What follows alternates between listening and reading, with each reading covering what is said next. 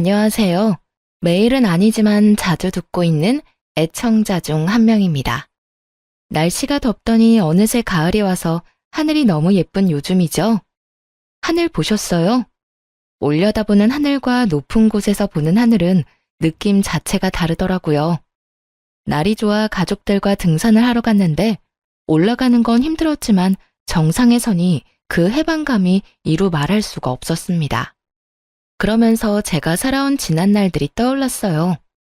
누구에게나 각자만의 힘듦이 있고 사연이 있는 거지만 사람 마음 변하는 건 한순간이더군요.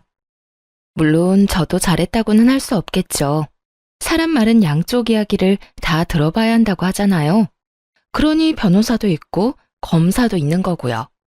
판결을 받고 싶다는 건 아니고 이미 다 지난 일인데 저같이 살아온 또 다른 선택의 기로에 서 계시는 분이 계시다면 같이 들어주시고 공감해 주시면 좋겠습니다. 산을 오르는 것 같았던 제 삶에 대해 이제는 말해도 되겠죠? 제 인생이 그랬어요. 늘 오르막을 오르는 것 같았죠. 그렇다고 막 힘들게 살았던 건 아니었습니다. 저는 이남 일녀 막내로 태어나 유복한 환경은 아니지만 막내 고명딸로 사랑받고 컸습니다. 나이 터울이 좀 있다 보니 오빠들도 부모님도 많이 아껴주셨고요. 잘해도 잘한다, 못해도 잘한다, 그렇게 자랐던 것 같습니다. 다른 오빠 있는 친구들 보면 엄청 싸우고 하던데 저희 집은 안 그랬답니다. 한참 클 나이라 먹고 싶은 것도 하고 싶은 것도 많았을 오빠들은 뭐든 저부터 챙겨줬죠. 덕분에 부모님이 마음 놓고 맞벌이로 일도 다니시고 오빠들은 대학까지 다 갔었고요. 하지만 두 분 벌이로 비싼 등록금을 감당하기엔 벅찼던 것 같아요. 그렇다고 공부 잘하는 오빠들 등록금을 안 내줄 수도 없는 노릇이었죠. 큰오빠는 법대로 진학해서 검사가 되는 목표가 있었고요. 작은 오빠는 아직 꿈은 없었지만 뭐든 열심히 하는 사람이었습니다. 둘 다 공부를 잘하는 건 저희 집에서 당연한 일이었고요. 어느 날 큰오빠가 제대를 해서 복학을 하고 둘째 오빠가 대학교 입학을 앞두고 있던 날이었어요. 엄마의 한숨이 늘어나는 걸 봤습니다. 한숨 쉬다 저랑 눈이 마주치며 웃어주시는데 제가 모를 거라 생각하셨던 것 같습니다. 저도 그땐 이미 고등학교 진학을 어디로 할지 정할 시기라 그만큼 머리가 컸는데도 말이죠. 막내는 나이가 60을 먹어도 막내라는 말이 맞나 봅니다. 아마 그랬던 것 같습니다. 공부를 잘하긴 했는데 조금 경쟁률이 높은 과를 지원해서 전액 장학금을 받지는 못했고 작은 오빠는 그냥 바로 자원 입대를 하려고 하더군요. 당연히 부모님이 말리셨죠. 공부도 다 때가 있는 건데 놓치면 안 되는 거라고. 걱정하지 말고 공부나 하라고 하셨습니다. 그때 사회 분위기가 남자들은 무조건 대학을 가야 하는 분위기였습니다. 학자금 대출을 알아보러 다니시는 부모님 모습이 너무 밟혔어요. 어서 빨리 돈을 벌어 도움을 드리고 싶기도 했죠. 그 뒤 오빠들은 장학금을 놓치지 않고 학교를 다녔습니다. 그럼에도 불구하고 어머니의 한숨이 뇌리에 박혔던 탓일까요? 저는 상고로 진학하기로 결심했습니다. 저도 공부 잘하는 오빠들 덕분에 공부를 못하는 편은 아니었어요. 나름 학교에서도 상위권이라 선생님들은 당연히 제가 인문계로 진학할 거라고 찰떡같이 믿고 계셨고 아마 부모님도 다른 생각은 안 하셨던 것 같아요. 바쁘신 엄마가 처음으로 학교에 오셔야 했는데 항상 일하시느라 운동회도 못 오시던 분이었거든요. 그게 또 선생님에게 안 좋은 소리를 들으셔서 제 마음이 너무 아팠습니다. 어머니, 공부를 잘하는데 왜 상고를 가려고 하는지 모르겠네요. 집안이 많이 어려우세요. 네? 저희 미정이가 상고를요? 네, 무슨 생각으로 저러는 건지 모르지만 요즘은 여자들도 인문계 가야 대학도 가고 하고 싶은 거 하고 살지 않겠습니까? 좀 설득 좀 해봐 주세요. 미정아, 상고는 왜 가려고 그래? 누가 상고 가라고 했어? 엄마, 나 공부 잘하는 거 알잖아. 오빠들 때문에 이 정도 하는 거지. 인문계는 왜 가는 건데? 대학 가려고 가는 거잖아. 난 대학 안 갈 건데 굳이 인문계 갈 필요가 없잖아. 며칠 동안 오빠들부터 아빠까지 저를 설득하려고 애썼지만 제가 한번 고집 피우면 절대 꺾지 않는다는 걸 모두 잘 알고 있었습니다. 그렇게 저는 상고로 진학했고 장학금을 받으며 다녔어요. 성적도 물론 좋았고요. 덕분에 남들보다 빨리 취업 전선에 뛰어들 수 있었는데 내가 목표로 했던 은행은 근처에도 못 갔지만 말입니다.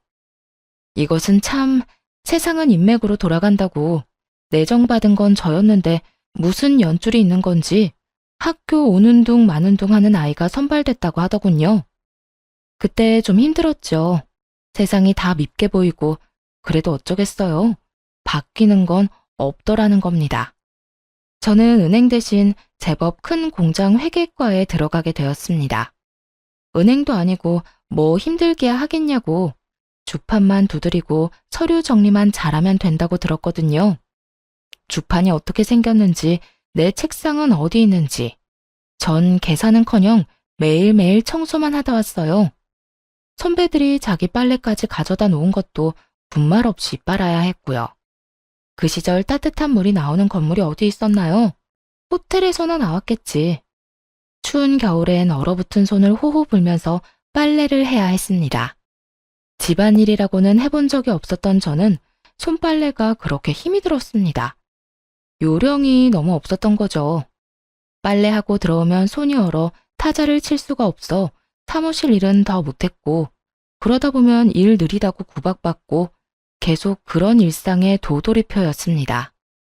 심부름도 한 번에 시키는 법 없이 다녀오면 다른 사람이 불러서 또 시키고 뭐 그런 식이었답니다. 그러니 일을 제대로 배울 수 있는 환경이 못 되었던 거죠. 요즘 같으면 바로 신고감인데 저희 때는 신고가 어디 있겠습니까? 그냥 다녀야 했습니다.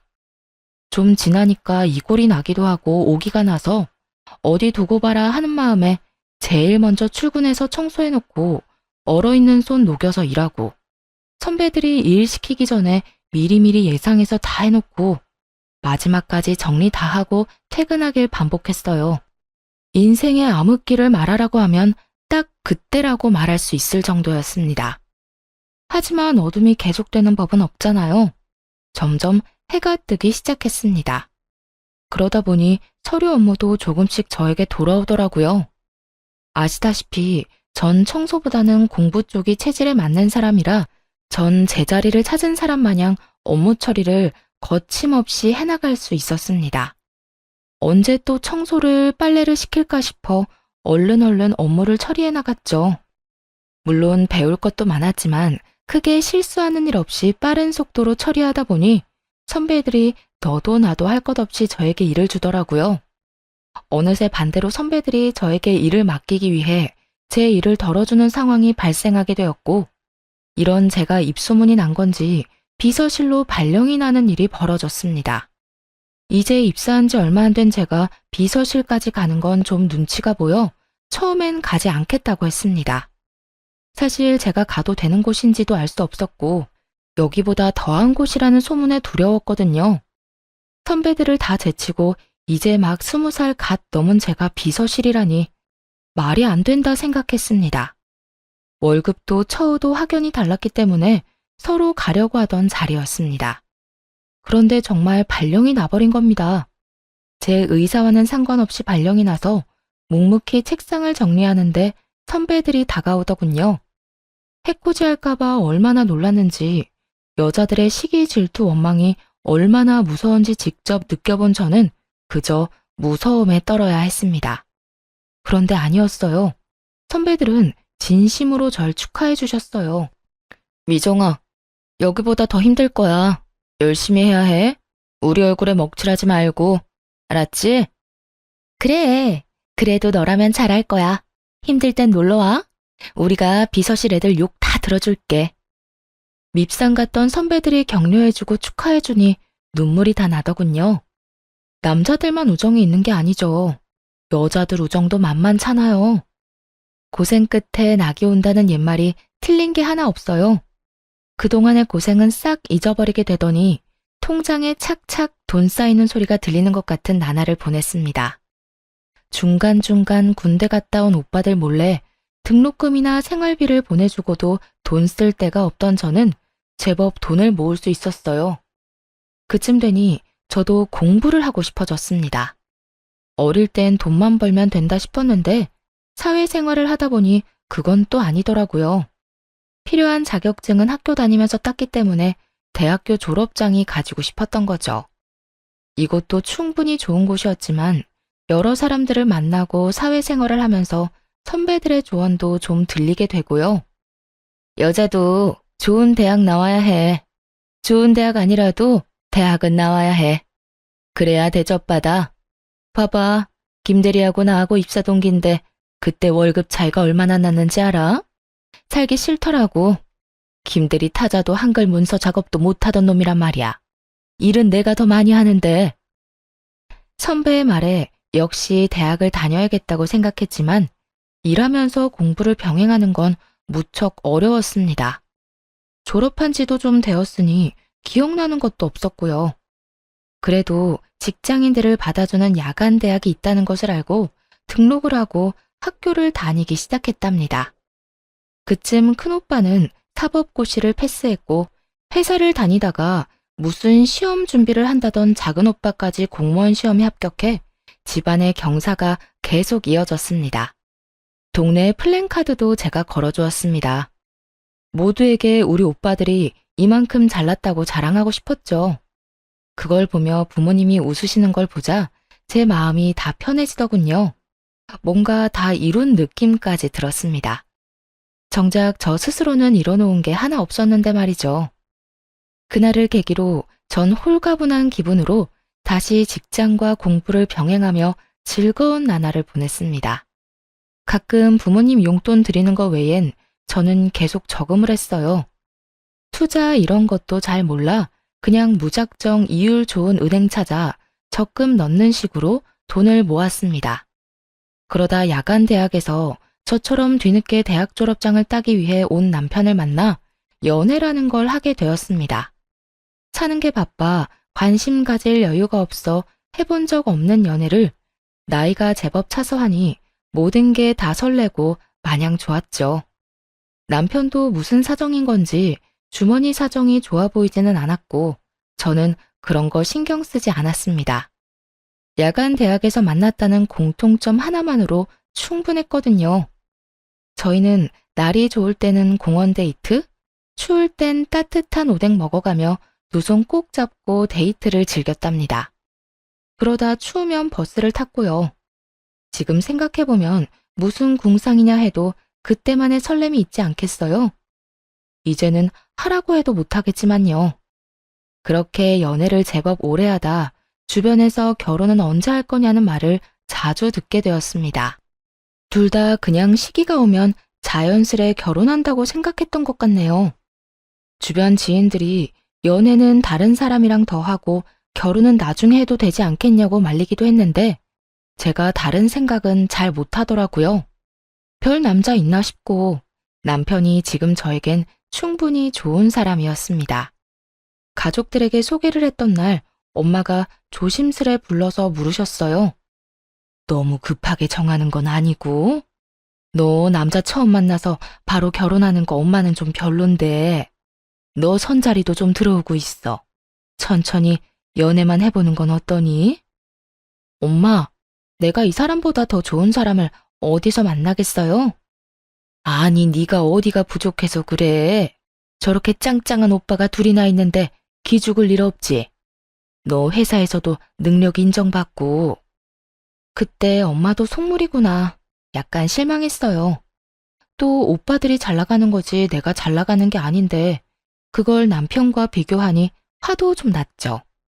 당장 제가 시집을 간다고 해도 저희 집 재정 상태가 좋은 건 아니라 해줄 수 있는 것도 없었고요.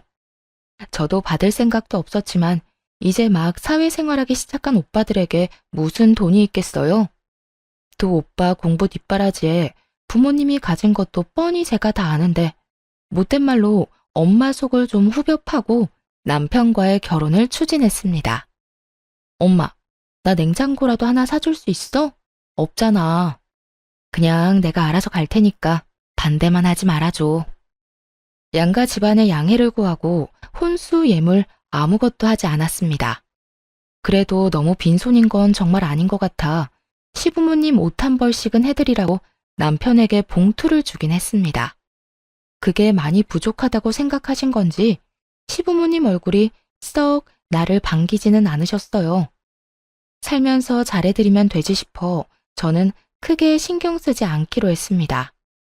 형편에 맞게 살아야 한다는 게 제 생각이었고 남편도 이해해주던 부분이었거든요. 제가 모았던 돈에 신랑 돈 보태서 작은 원룸에서 신혼생활을 시작했습니다. 신랑이 제 말에 잘 따라주는 편이었기 때문에 월급의 70%는 적금을 넣었고 혼자 벌다 둘이서 모으기 시작하니 생각보다 돈이 빨리 불어났습니다. 그런데 고지를 코앞에 두고 저희에게 아이가 생겼어요. 너무 예쁘고 사랑스러워 일 같은 건 생각도 나지 않더라고요. 지금을 놓치면 아이 크는 걸 못 볼 것 같다는 생각에 저는 저축을 조금 미루기로 했습니다. 집에서 아이를 돌보는 게 제 일이라 생각했고 그래서 일을 그만둔 거였죠. 저희 부모님도 소소하게 일을 하고 계셨고 시부모님들도 마찬가지셨어요. 아이를 봐줄 사람이 없었기 때문에 차선책이 없기도 했습니다. 아이가 생기니 저의 집에 대한 열망은 더 커졌어요. 아이가 크면 자기 방은 하나 줘야 하지 않겠나 하는 마음에 더 악착같이 아끼며 어떻게 보면 궁상맞게 살았던 것도 같습니다. 저는 옷이 계절별로 2벌이면 좋겠고요. 옷을 언제 사본지 기억나지 않을 정도였죠. 화장품은 처녀 때 쓰던 거 그대로 화장대 위에 있었습니다. 뚜껑 열 필요도 못 느끼겠더군요. 그래도 아이 얼굴엔 로션 발라주고 신랑 옷은 계절별로 사주며 오롯이 제 것만 줄여 나갔습니다. 아이가 클수록 돈이 많이 들기 시작했어요. 기저귀값만 해도 사이즈가 커지니 양은 적은데 비싸지고 분유값도 감당 안 될 지경이었어요. 남편 월급이 얼마길래 그랬냐고요? 그렇게 많이 가져오지는 못했어요. 월급이 적은 대신 칼퇴근에 힘든 일이 별로 없는 곳이었죠. 반 공무원이라고 생각하시면 될 겁니다. 여튼 둘이 벌다 혼자 벌게 되고 입은 셋이 됐는데 저축은 그대로 해야 하고 남편을 조금 못 살게 굴었던 것도 같습니다. 먹는 것도 그냥 반찬 하나에 밥, 국 정도면 먹는 저와 달리 남편은 안 먹어도 한 상 차려 먹는 걸 좋아하는 편이었으니 얼마나 맵기가 불만이었을까요? 한 번씩 친정에서 반찬 좀 주면 잘 차려주지 매일 그런 밥상은 힘들었습니다. 반찬이 생겨도 며칠에 나눠서 먹고는 했으니까요. 당연히 남편도 이해해준다고 생각했어요. 그래도 다른 건 남들 못지않게 신경 써주고 있다고 자부했으니까요. 그런데 어느 날부터 남편이 안 하던 반찬 투정도 하고 짜증을 입에 달기 시작했습니다. 안 그러던 사람이 그래서 외벌이라 힘든 거지 하고 이해하고 넘어갔습니다. 확 변하면 눈치라도 챌 수 있었을 텐데 차츰 변하는 걸 알아채기엔 저도 아이를 키우느라 정신이 너무 없었네요. 그냥 단순히 남편이 밖에서 힘든 만큼 더 아끼고 아이를 잘 키워야지 하는 생각밖에 하지 않았죠. 그러다 드디어 제일 큰 금액이 든 적금 만기일이 다가왔습니다. 저는 미리 집을 보러 다녔어요. 집이라는 게 발품도 팔아야 같은 값이라 해도 더 좋은 집을 구한다고 동네 부동산 사장님이 그러셨거든요. 세대, 여기 슈퍼 건너편 2층 벽돌집 알지?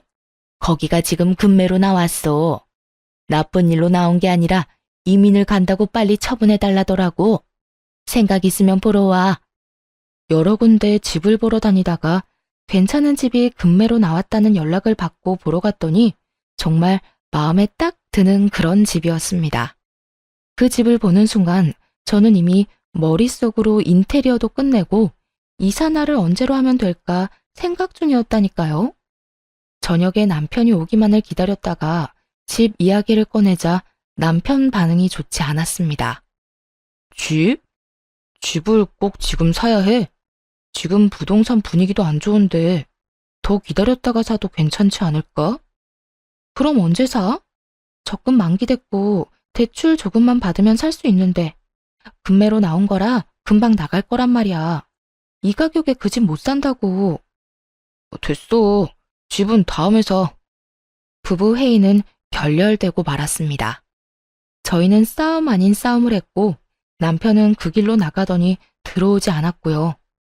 저는 남편은 차차 설득하면 된다고 생각하고 일단 계약금을 걸기 위해 은행을 찾아갔습니다. 그런데 이게 무슨 일인가요?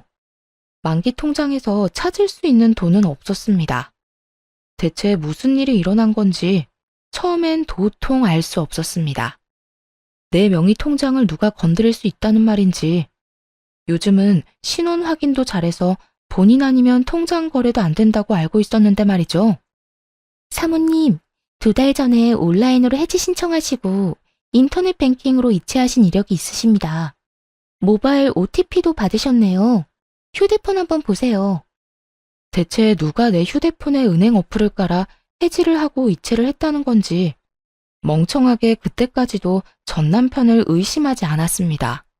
그냥 어떻게 그게 가능하지? 라고 바보 같은 생각만 했죠. 저기 이체된 계좌주 명이 땡땡땡입니다. 바로 남편이었죠. 하늘이 무너지는 것 같았습니다. 돈을 떠나서 믿었던 사람에게 배신당한 느낌에 정신을 차릴 수가 없었습니다. 남편은 내가 모를 거라 생각했던 걸까, 내가 그렇게 바보 같았나 싶었습니다.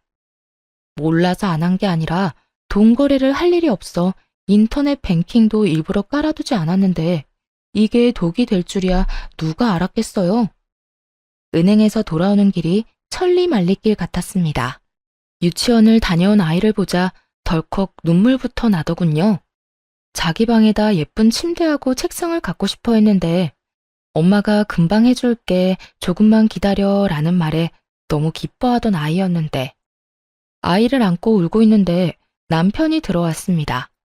저희는 처음으로 아이 앞에서 부부싸움을 했어요. 눈에 불덩이라도 떨어진 건지 아무 생각도 안 나더군요. 당신, 얘기 좀 해. 오늘 적금 찾으러 갔다 왔어. 근데 돈이 없더라? 나 빈 통장만 들고 되돌아왔다고. 1,000만 원도 아니고 억 단위 돈을 어디다 썼어? 왜 말도 없이 뺀 거야? 걱정하지 마. 투자 좀 했어. 당신 창기 알지? 그 친구 사업 대박 나서 이번에 확장하는 건데 거기 투자한 거야. 곧 100배로 불려줄게. 더 크고 좋은 집으로 이사 가자. 알겠지? 100배라는 말을 믿을 수 있어? 그러다 잘못되면 투자 아무나 하는 거 아니야. 아무나? 내가 아무나야? 막말로 그 돈 내 월급도 들어갔잖아. 공동재산인데 내가 쓰면 안 되는 거야? 그 말이 아니고 상의를 먼저 하고 했어야지. 그렇게 마음대로 써버리면 그러다 잘못되면 나한테 뭐라고 하려고 그랬던 건데? 잘못될 일 없어. 창기가 그럴 일 없다고 했어. 확실하다고 했다고. 당신이 집에서 살림만 해서 사회 돌아가는 걸 몰라서 그래. 신재생 에너지가 뭔지는 알아? 모르잖아. 모르면 그냥 가만히 있어. 초조한 나날을 보내다 결국 사단이 나고야 말았습니다. 남편은 공황장애가 온 사람처럼 불안해하며 이상한 증상을 보이더니 회사도 가지 않는 것 같았습니다. 그러다 어느 날 통화를 하더니 욕을 하고는 폰을 집어 던지더군요. 느낌이 왔죠. 아, 잘못됐구나. 100배 넘는 수익이라뇨. 그건 다단계였습니다. 처음엔 수익이 통장에 짱짱하게 찍혀 사람 속이기 딱 좋죠.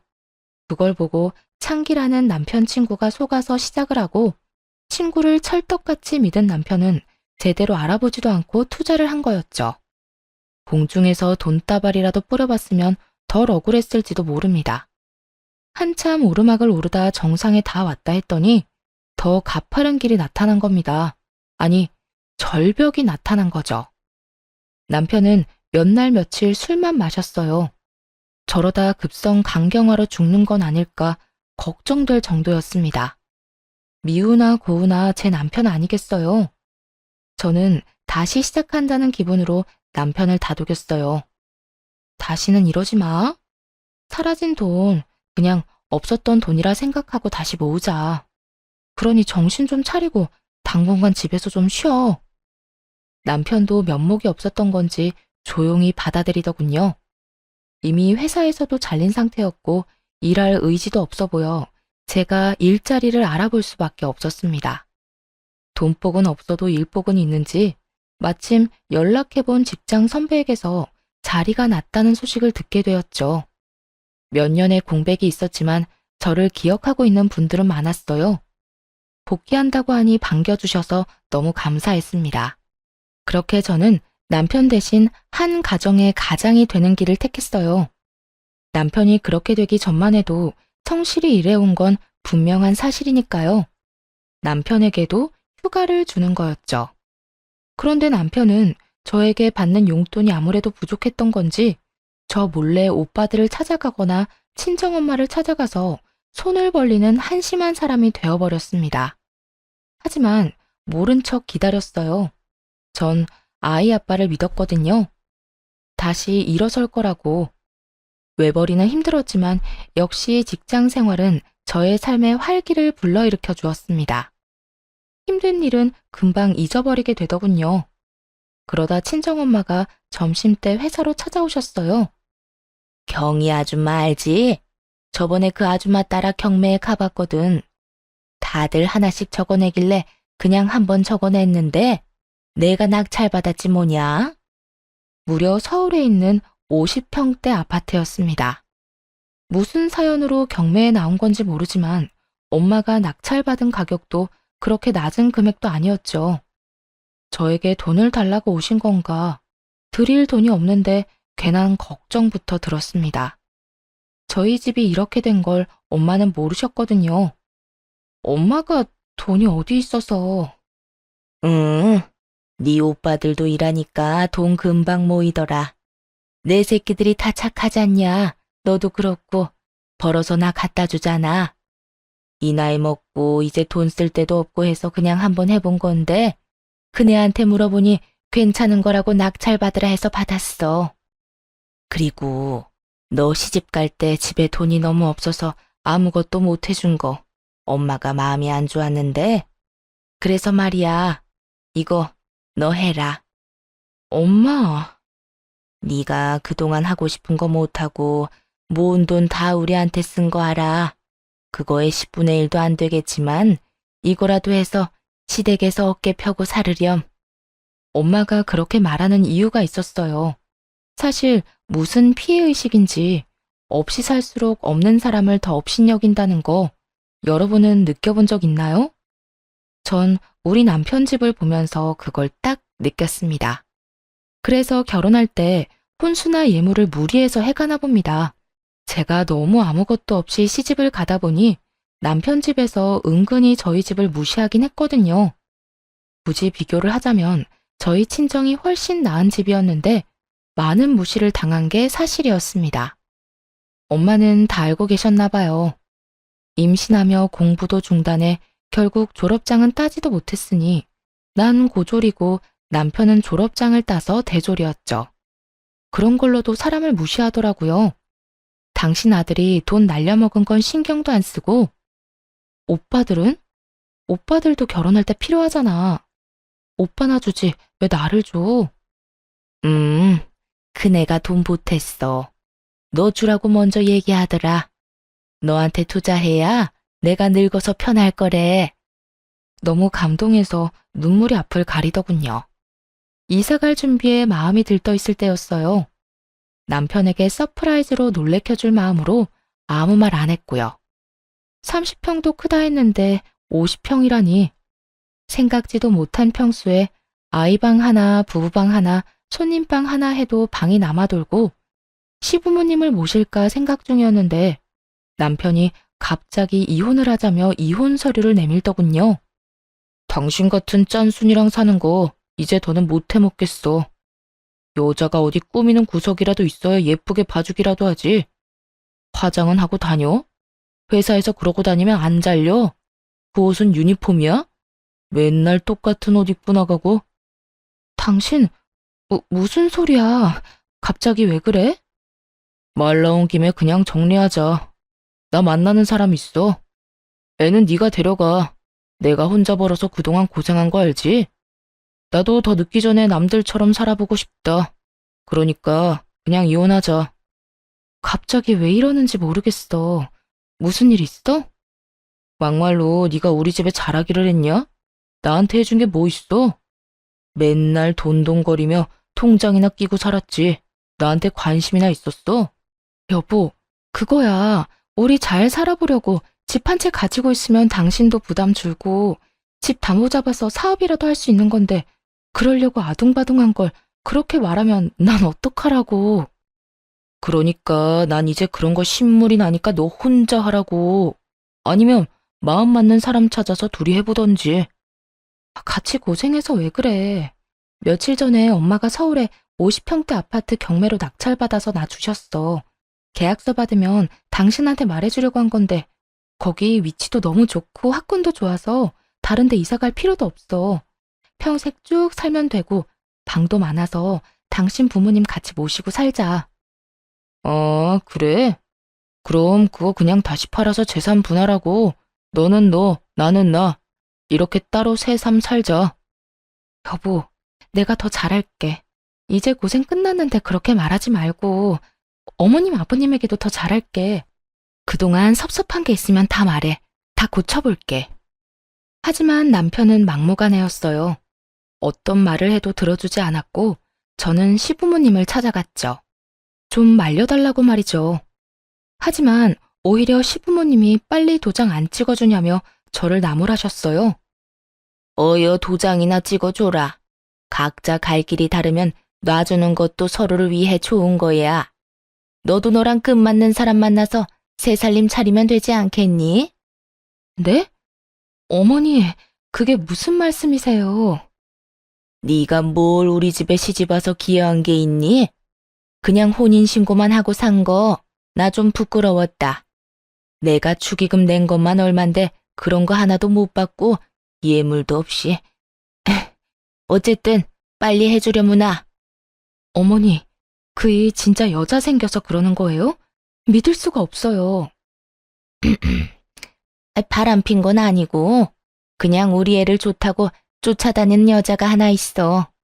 그 여자 집안이 좀 괜찮아 보이긴 하는구나. 제가 뭘 그렇게 잘못한 걸까 한참을 생각했습니다. 막말로 남편의 뭐가 좋다고 집안 좋은 여자가 따른다는 말인지 그것조차 위험하게 들렸습니다. 저는 그렇게 미움받을 짓 한 거 없고 그저 잘 살아보려고 할 수 있는 만큼 잘해드리려 했는데 그게 성에 안 차셨던가 봅니다. 저는 진심으로 슬펐습니다. 수년간의 결혼 생활을 부정당한 기분에 우울하기까지 했어요. 며칠을 이혼을 한 해 못 한 해 실랑이를 하다가 아이는 제가 데려가는 대신 양육비는 줄 수 없다고 하는 말에 또 며칠 실랑이가 이어졌습니다. 양육비를 원하면 자기가 아이를 키울 테니 저더러 양육비를 달라고 하더군요. 저 모습에 어느 엄마가 아이를 맡기겠습니까? 저는 이혼을 해줄 테니 그럼 아이만 데려가겠다고 합의를 했습니다. 결국 여전히 마음을 추스리지 못하고 끌려가듯 법원에 갔습니다. 저는 큰오빠와 함께 남편은 시어머니와 함께였죠.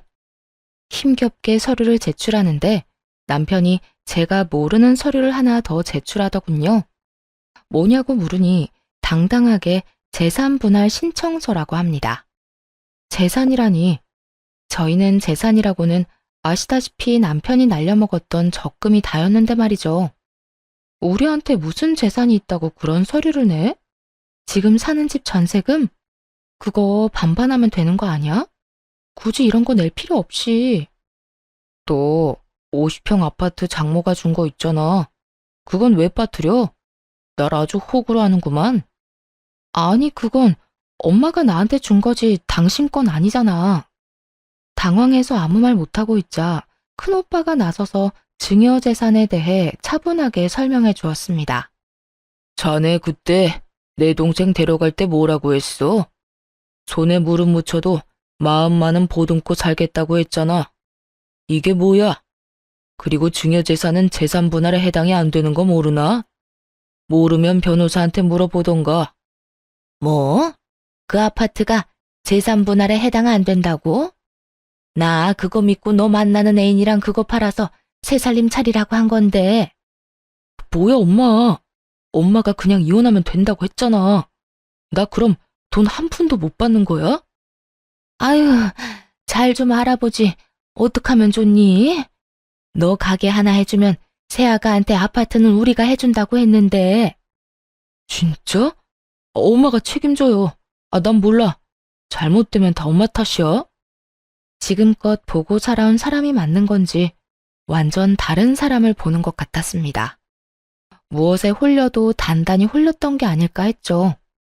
저런 사람을 남편이라고 받들고 살다니 제 자신이 한심하기 이루 말할 수 없었죠. 순식간에 콩깍지가 벗겨졌는지 정남이가 뚝 떨어졌습니다. 이혼 서류 제출만으로는 이혼이 바로 되지는 않더군요. 이혼되기까지는 꽤 긴 시간이 필요했습니다. 조정기간 이런 것도 필요했고요. 먼저 이혼을 요구한 남편은 아파트가 재산 분할이 안 된다고 하자 말을 바꿨습니다. 하지만 제가 이제 같이 살 마음이 없어진 지 오래였고요. 제가 끝까지 이혼하겠다 하니 갑자기 그럼 아이는 자기가 키우겠다 하더군요. 언제는 나보고 데려가라고 하더니 웃음밖에 안 나왔습니다. 결국 큰오빠의 도움으로 양육권도 제가 받아오고 양육비도 매달 50만 원씩 보내주는 걸로 이혼은 정리가 되었습니다. 엄마가 낙찰받아줬던 아파트는 딸과 둘이 살기엔 넓었기에 친정 부모님과 함께 살기로 했습니다. 저는 덕분에 멈췄던 공부도 다시 시작했고요. 다 엄마가 잘 봐주셔서 가능한 일이었습니다. 참 감사한 일이죠. 그 뒤로 전 남편은 어떻게 됐냐고요? 말도 마세요.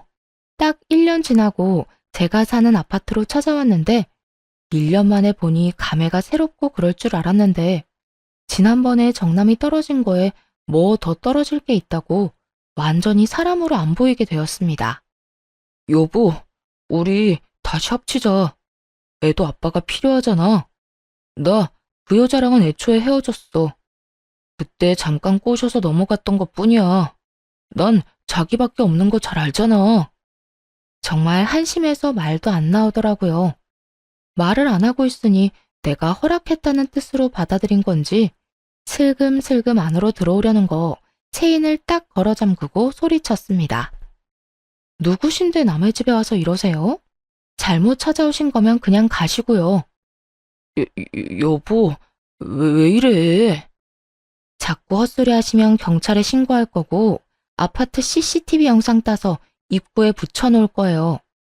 잡상인 출입이 잦으니 조심하라고. 잡상인? 잡상인. 어서 안 꺼져? 당장 꺼지라고. 제가 큰 소리를 내니 처음 보는 모습에 놀라서 달아나는데 신발이 벗겨져도 모르고 열심히 도망가는 모습이라니 혼자 봐서 아쉬울 정도였답니다.